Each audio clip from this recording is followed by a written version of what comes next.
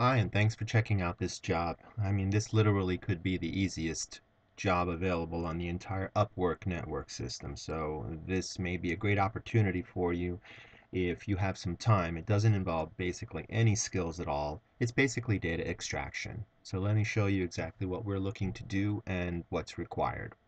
So basically, we'll be sending you a packet, which is basically a document, a Word document, and this packet will contain 100 sets of addresses. Here's an example of the packet right now. We have, for example, the first address, 8638 26th Avenue. The next address, 55 Berry Street. And then 1054 East 115th, and so on and so on. Again, 100 sets of names. What we'll be doing is we're going to be inserting right under each of these addresses a field of 3 lines which we're going to be copying from a website. And this is the website where we'll be copying it from. So the first thing that we're going to need to do is we're going to need to go to that website. So it's just either click on that link or just highlight the whole thing and copy and paste it into a browser. Okay.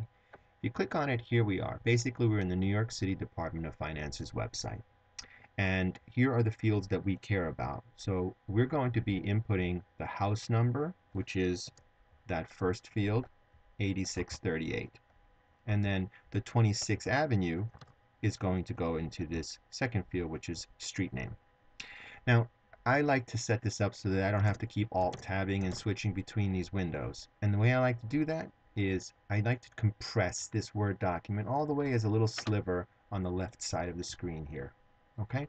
And then I change my browser to fit nice and cozy right next to it comfortably so that you can see both of these windows at the exact same time.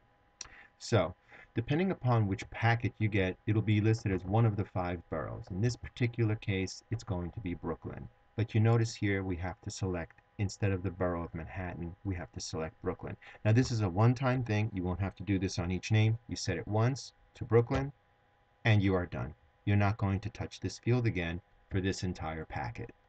So, we're going to input the house number here and the street name here. Now, it's easy to type 8638. It's easy to type 55 or 1054. It's this other stuff that's a little bit more tedious. So what I like to do is I like to copy this field. So I've just basically copied it by hitting Control C. But you can also right click and hit the copy. I find Control C to be much faster. Here you go to the house number. So once again, our house number is 8638. So just simply type 8638 and now hit the tab button. The tab button will take you to the next field, and since you've already put 26th Avenue into your clipboard, just hit Control V, and there you are, and hit the Enter button. You can hit this search, but again, just to make it fast, hit the Enter button. Now you come to this screen, and what we care about is the quarterly property tax bill. And what we want is the most recent one, which is going to be at the top. Now notice that this the most recent one, September 9th, is not a quarterly property tax bill. It's an account history. We don't care about that. We want this one. Not the June one, but the August one. So I recommend right-clicking and opening this in a new tab. This way you keep this screen because you're going to want to have this screen as your main screen for the next addresses, and you don't want to lose this. So we go over here, and this is the final click that you have to do. There's going to be a blue link here that says click your August 24th quarterly property tax bill. It's always going to be right here, and you just click it once. That will take you to the information that we're looking for. And what we want, you'll notice there are 2 addresses. There's a property address here, and then there's a mailing address here. We want the mailing address. We want only this right side. And what we're going to do is highlight all 3 rows.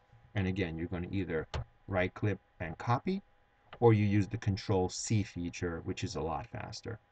Now that we have this copied into the clipboard, we go back to the Word document right under the address and hit Control V. And you're done with the first one. Very simple. Now, close out these 2 tabs and go back 1. So you're back at that main input screen. And you're ready for the next one, which is 55 Berry Street. Again, highlight and copy the Berry Street part alone, because here you can just type 55, tab, and then paste and enter. Here we go. quarterly property tax bill. Again, not account history, but the quarterly.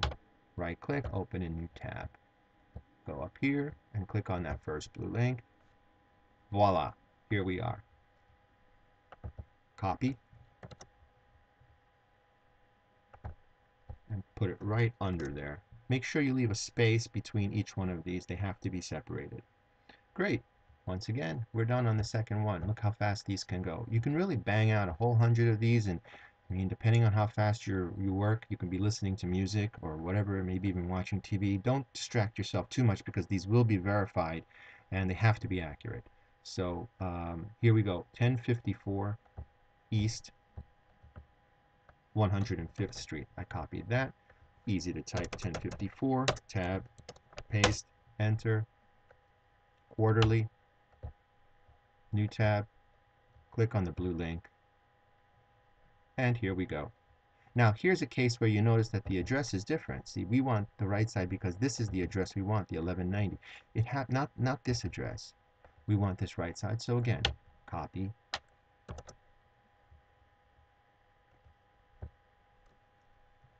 paste, and you're done.